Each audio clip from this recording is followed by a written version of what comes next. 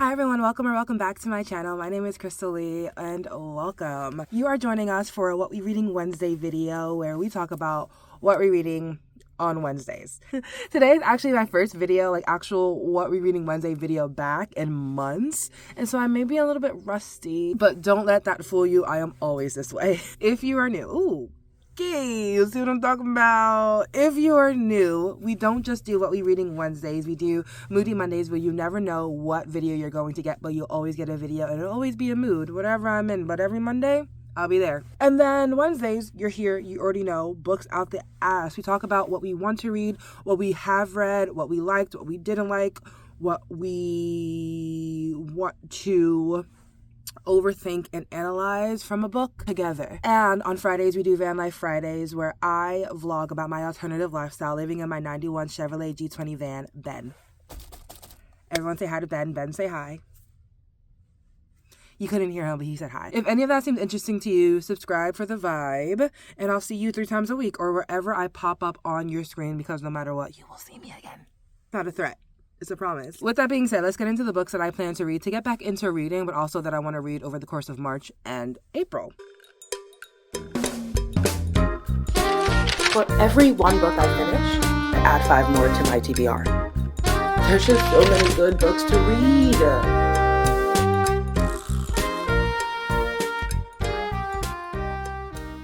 Now, when curating this list, I wanted to keep it light and keep it small, and that plan flew out the window once I started looking at my own bookshelf. I am reading books strictly on my own bookshelf because I do want to get rid of some of these books. When I first moved into my van a year ago, I had 1 bookshelf, and I told myself that I would only have 1 bookshelf. And over the course of a year, I got 2 bookshelves, and now I'm in the process of getting rid of the books that I've already read and to get down to at least 1 shelf on a bookshelf because I ain't got no room. And then so I have to sacrifice some stuff like keeping books on hand. And the books that I've given away already are books that I've read and I've enjoyed. The books that I've kept are ones that I've read and enjoyed or want to read or have been gifted to me. So what I'll be keeping will be meaningful. But because I want to lessen the books I have in the van and make some room for stuff that I want to put in the van, I decided to stick strictly to my bookshelf, which is actually pretty good because I have an array of genres and book thicknesses. So let's get into it. Like I said, I want to start off something small just to get myself into it, but that definitely took a turn because I now have about 6. We can count 5. We have 5 books, 2 of which I've already started. So the first book is Steinbeck's Sweet Thursday. I got it when I went book thrifting in this video. I remember the video, but I don't remember the title of the video and where the video was. But it's going to be posted here. Sweet Thursday by Steinbeck. I decided to get this book. It had this cute little note in it. It's from December 3rd, 1987. To Debbie from JM. I love you. I said note. Is this a telegram? It's giving us a telegram. Anyway, somebody named JM sent to Debbie, I love you, and that is beautiful. I don't know if they sent it in the book or just made its way in the book. I don't know if this was Debbie's book. I don't know if this was JM's book. This note and this note alone is the reason why I picked this up. In Monterey on California coast, Sweet Thursday is what they call the day after Lousy Wednesday, which is one of those days that is just naturally bad. Returning to the scene of Canary Row, the weedy lots and junk heaps and flop houses of Monterey, John Steinbeck once more brings to life the denizens of the netherworld of laughter and tears. From Fauna, new headmistress of the local brothel, to Hazel, a bum whose mother must have wanted a daughter. I remember reading this, but I don't remember actually reading this. So I forgot the story, and I'm going to enjoy this so bad. Sweet Thursday is an emphatic and clear-cut statement of Steinbeck's greatest single theme, the common bonds of humanity and love, which make goodness and happiness possible. I was like, oh, I'm going to start with books that are short and not as complicated. I think I'm going to start by reading this. Although there are 2 books that I haven't completed reading yet. I don't know, but I'm in this feeling of love and wanting to be in love and be loved, which is very, very, very, very scary to be in because usually that brings on another lesson in love, i.e. a man who does not want to love me the way I want to be loved. So I'm fearful of this feeling, but that feeling is definitely bringing me to want to read this book a little bit more. Also because the cute little love note in it. Am I getting emotional? Oh, There's a new moon in Pisces. Anyway, the second book that I have is a book that I have started reading years and years ago, but I did not finish. It's also love themed. It's called Love in Color by Bulu Babalola. I feel like I've read a book by them before. Everyone hold on. Yeah, you got to hold on. Yeah, you got to hold. I have not read a book by this author before, but there is a book that they have written called Sweet Heat that a lot of people rave about. But the first book I got from this author was Love in Color, which are different short stories, mythical tales told from around the world with people of color. And I love it. It had a story from Nefertiti in it. Nefertiti? Sure, Nefertiti and then Oshun, which are like two big stories that I know of. The rest of the stories, I have no idea what they're about. So I'm excited to read the rest of these small stories, mythical tales told but with people of color. It's just nice. It's just nice to see yourself in a story. That's it. That's all. The description of a character are things that can be described about you and your body and your life as well, with lived experiences of that of a Black or person of color. It just feels nice. And that's why what? Representation matters.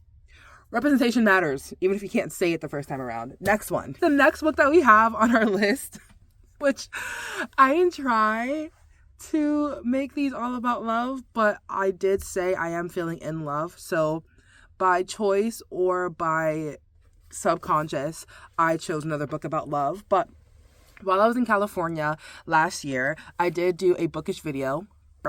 And in that bookish video, I picked up this beautiful book, Black Candle Women by Diane Marie Brown. It is a story of a witchy family of women who are cursed to never find love.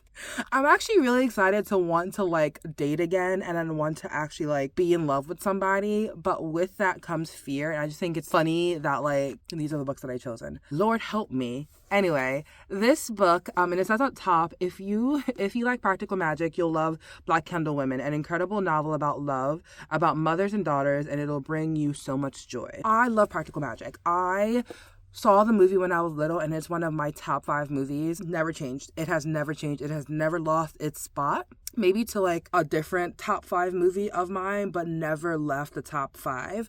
Practical Magic is a story about a group of women, witches, who are under a curse that who are under a curse that says if a man were to fall in love with the women of the Owens women, which is their last name, they will then be met with a mysterious death. You know, it's just a curse. It's just a curse that was brought on because a woman was completely heartbroken and she wanted none of that for the rest of the women in her lineage. So she did them a favor. This book is kind of like that, but with Black women.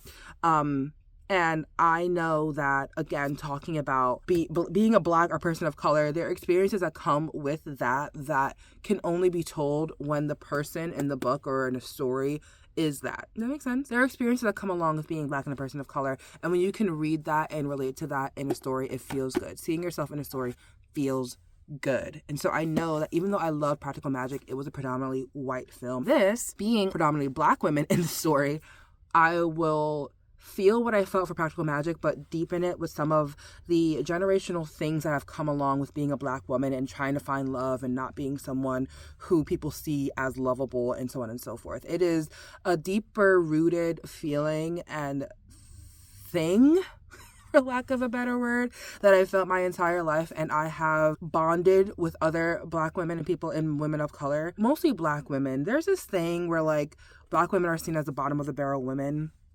If you know, you know. I'm sorry. And if you don't know, you know. And so being a Black woman and wanting to find love and connection is difficult in a world that sees you as almost nothing. I know that can be a part of a story that I can relate to simply because of the color of my skin. Also, this month is Women's Month. Happy Women's Month. So, with that being said, let's get into reading the back of this, right? Generations of Montrose women, Augusta, Victoria, Willow, have always lived together in their quaint California bungalow. They keep to themselves, never venture far from home, and their collection of tinctures and spells is an unspoken bond between them. but when young Nikki Montrose brings home a boy for the first time, their quiet lives are thrown into disarray. A boy. For the family has withheld a crucial secret from Nikki all these years. Any person a Montrose woman falls in love with will die. Their surprise guest forces each woman to reckon with her own past choices and mistakes. And as new truths about their curse emerge, they're set on a collision course dating back to 1950s New Orleans French Quarter, where a hidden story in a mysterious book may just hold the answer they seek in life and in love. Ooh, I have goosebumps. I'm not really sure because if it's cold outside or because I'm ready.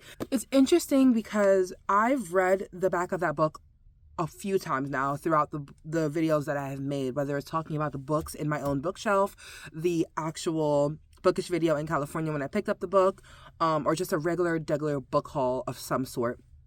And I've never had the goosebumps when I read the back. It felt like really cool and really exciting, but never like goosebumps.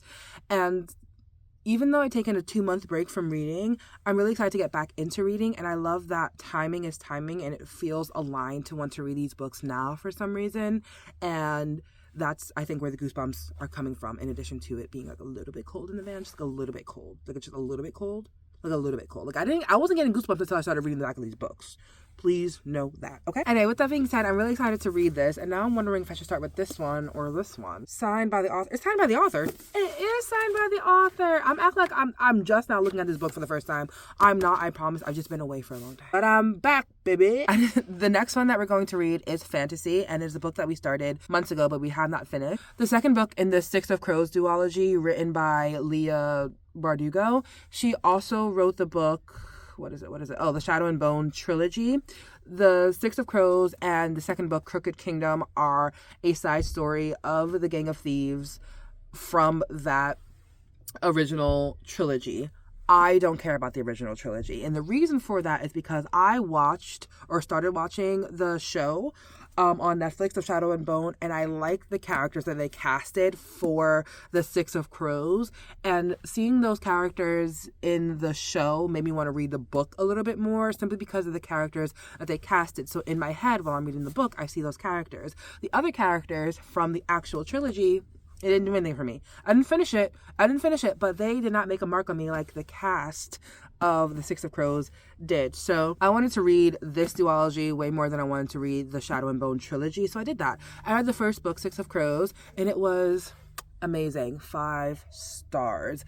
And I started reading this, but then life happened. This is how far we got. So we have this much to go.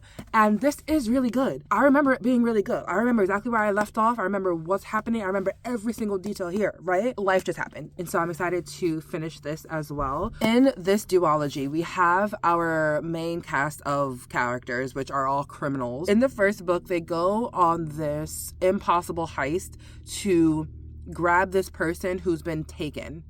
Is it kill or grab? Grab a person who has been taken and is really important to get into this very, very, very, very, very, very much so locked down place. I remember everything. Right. The second book is the result of that impossible heist, whatever that result was, because I'm not going to ruin it. But I can't read this to you because it will give away the ending of the first book. But what I will do is read you the first book. Where's my Goodreads? Also, I have Goodreads, but I do now have Storygraph that I have not ventured about and around, so I'm not really on it, but I'm on it. So if you want to follow me on Goodreads, I'm there. If you want to follow me on Storygraph, I'm also there, but like not really there yet. Ketterdam, a bustling hub of international trade where anything can be had for the right price, and no one knows that better than criminal prodigy Kaz Brecker. Kaz is offered a chance at a deadly heist that could make him rich beyond his wildest dreams, but he can't pull it off alone. A convict with a thirst for revenge, a sharpshooter who can't walk away from a wager, a runaway with a privileged past, a spy known as the Wraith, a heart-renderer using her magic to survive the slums, and a thief. I obviously don't have 6 fingers, you know what I'm saying? And a thief with a gift for unlikely escapes. 6 dangerous outcasts, 1 impossible heist. Kaz's crew is the only thing that might stand between the world and destruction if they don't kill each other first. When I tell you I love a good heist, I say this every single time I talk about heist. I love a good heist. I love a good plan. The Ocean's movies, 11, 12, 13, and 8. So good. What other big heist movies are there? Why did my brain come up with Transformers? It's not a heist movie, but I love a ragtag group of people trying to do something and the personalities just clash. It's always funny and it's always like, girl, get it together. So with that being said, this is the second book. I'm going to finish it. Then I'll tell you how good it was. But the first book, Six of Crows, 5 out of 5. This is the fantasy book that I have on my list. I usually like to keep two: a romance, a classic, a fantasy, and a mystery / thriller. What I have for the mystery / thriller, though, is A Good Girl's Guide to Murder. Hold on. A Good Girl's Guide to Murder by Holly Jackson. I had this book on my own accord, but then I was also gifted it for Christmas. So this is a gifted one because it has like the actual like ink stained pages. The one that I bought didn't have this like detail on the pages, so I'm gonna keep this one, I think. Who knows? But A Good Girl's Guide to Murder. This is a story of investigation turned obsession. Pretty and popular high school senior Andy Bell was murdered by her boyfriend Sal Singh, who then killed himself. It was all anyone could talk about, and 5 years later, Pip sees how this tragedy still haunts her town. Now a senior herself, Pip decides to re-examine the closed case for her final project. At first, just to cast doubt on the original investigation, but soon she discovers a trail of dark secrets that might actually prove Sal innocent. And the line between past and present begins to blur. Someone in Fairview doesn't want Pip digging around for answers, and now her own life might be in danger. Ooh, I got goosebumps. Ugh. It's so strange where mysteries like this happen at a high school. This is adult behavior. You should be like going to get ice cream or something as a teenager, not like dying or investigating a murder or getting murdered. You know what I'm saying? But yeah, this is the mystery that I decided to read / thriller. And I'm really excited about it. We have a fantasy. We have a love story. We have more love stories. And then we have a classic. I think it's a classic simply because it's by Steinbeck and he's a classic author. This itself, I have not heard anything about until I picked it up in the bookstore. So it'd be a classic to me, or a classic author. So I'm really excited for all the books that I have. And I'm so excited to get back into reading and just lose myself in a story. But also what has been happening over the past 2 months is I moved, I started a new job. And my life has been the story that I have been in. And I don't want to escape it. My life has been nothing but me just becoming more of the woman that I admire and I love being. And that's pretty much how I know that I'm upgrading, where I don't have to create or escape into certain things. I can just be in my own life. And it has been crazy and hectic. I've cried a lot of transitions. I miss my friends. I miss my old coworkers. I miss the kids I used to work with. I miss so much, but at the same time, I'm the story. And so I haven't been able to escape into one, but I'm very excited to escape into one. These are all the books that I'm going to be reading. I hope you enjoyed it. If you read any of them, let me know. If you haven't read any of them, but they're on your TBR, let me know. If you have any suggestions, let me know. But that is it for this What We're Reading Wednesday video. I hope you enjoyed it. I love you. I am grateful for you. And I will see you in the next one. Bye.